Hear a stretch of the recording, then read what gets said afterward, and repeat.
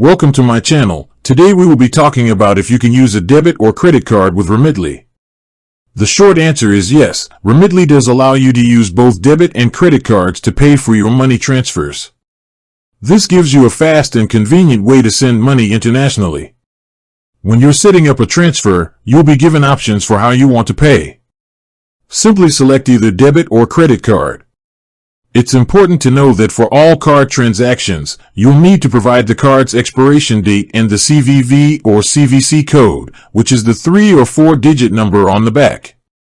Additionally, the name on your card must match the name on your Remitly profile. A key thing to consider is the cost.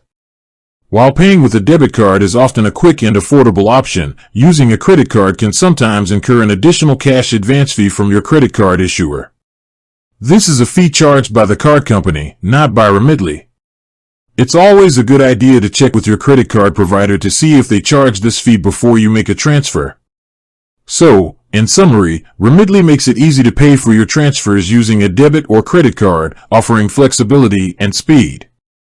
With that being said, thank you for watching. For more finance videos, kindly check my page. Please like, share, comment and subscribe to my channel. Thank you.